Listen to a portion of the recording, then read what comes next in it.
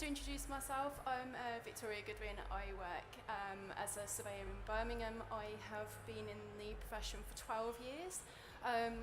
I sort of fell into it in a certain way, and I just sort of wanted to share with everyone really today just how multifaceted it is and just interesting points and how you can get into it yourself.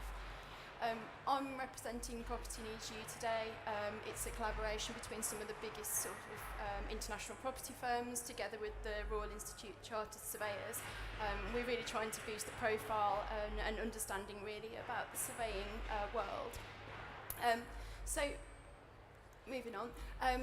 So what is meant by working in property? I think one of the most common misconceptions really is that it's just a state agency, and it's really not. There's so many different areas you can go into. I've listed some here, so I'll just sort of run through them quickly, but we've got property valuation, where you could be valuing anything from a small corner shop to the NEC we've got here. It really is really interested and wide-ranging. Property management, where you can oversee the running day-to-day of somewhere, again, such as the NEC or a shopping centre. Offices, retail, warehousing, residential, all of these aspects are covered within property and surveying. So it really is a mixed bag. You've got commercial agency, which is more traditional, the sort of estate agency side, but also investment agency, where you're selling investments onto potential purchasers. That's quite it's quite a thrill department, that one. Lease advisory, where it's a lot of negotiation, legal side of things. That can also be really interesting.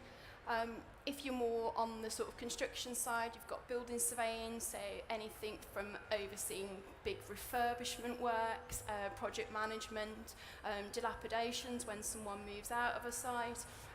It's really quite wide-ranging type of domain, that one.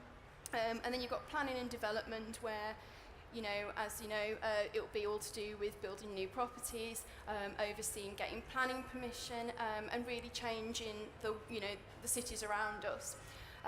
Finally, I've got on there commercial real estate. I know we personally at work manage some of the Facebook offices, which say it's quite interesting. You get to go inside some of the businesses that we all know and love, see how they work, and really get a hold on what they actually do on a day-to-day basis. So what is so great really about being in real estate? I'm sure that's probably what you really want to know.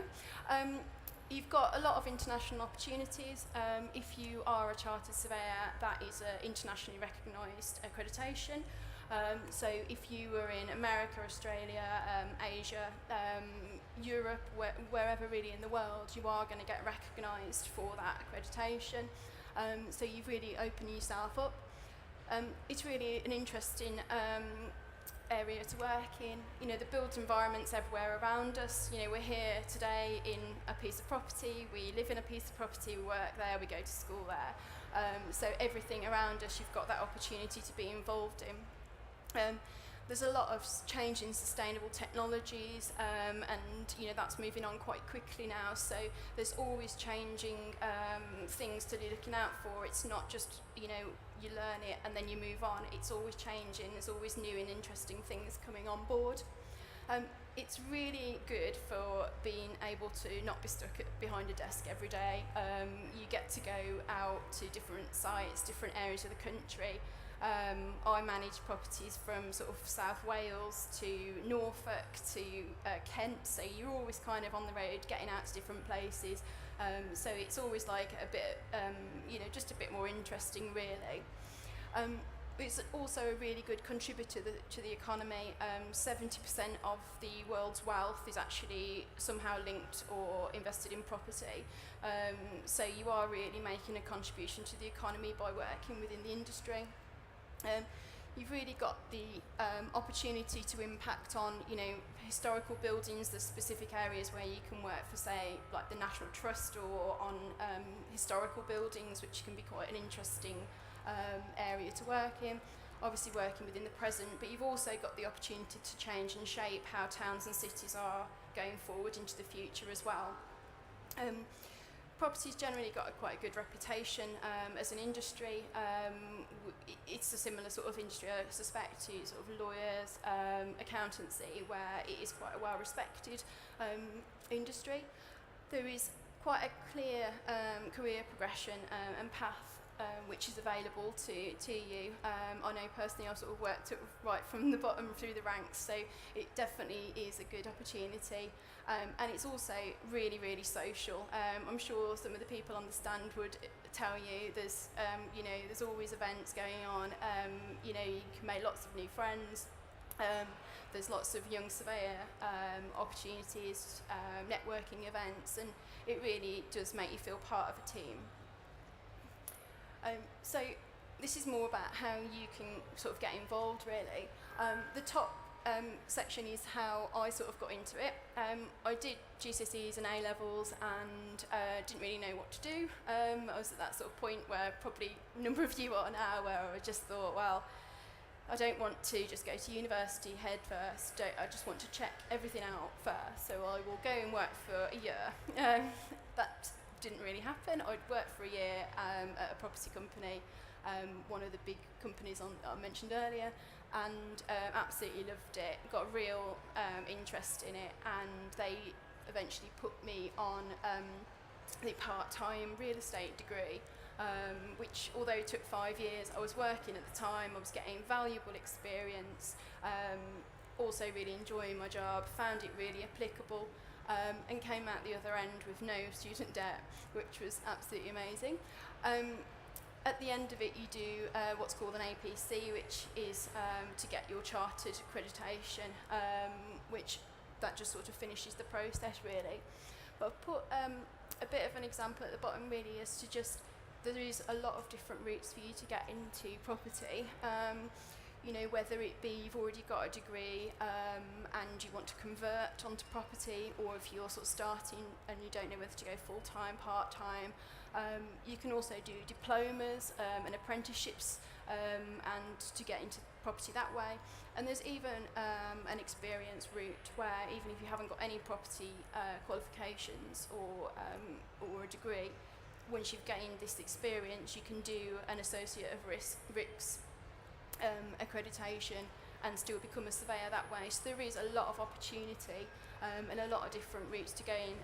I think it's fair to say within the surveying industry, there's probably not that many people who've just done the full-time and just gone straight in that way. Everyone's kind of come from different angles, so it's quite interesting. Finally, I just sort of wanted to share with you just really what I was doing in my job on a day-to-day basis. I work in retail property and asset management, managing shopping centres and shopping parks over the country. Just as a bit of a snapshot, really, I've got some new schemes coming on board, so I'm working with some of the project managers, some of the building surveyors, really getting to know all of the ins and outs of it before it's even been built. Just getting ready for it to open and preparing everything that side. It's very exciting, obviously, as you can imagine, having a brand new scheme. I'm working on service charge accounting, which is how the cost of running different sites, so working on setting budgets and reconciling them at the year end. I also manage the first BREEAM Excellent rated retail park in the UK, which I'll be going to later, and that's really exciting opportunity because it's new. It's a new situation. We've got a lot of sustainable technologies on there, and it's just a really good new site. We run a lot of events on these sites, so it's not just about sort of surveying side, it's like a creative element as well. I really enjoy that side of things, just arranging things that are really going to boost the tenant's trade and things.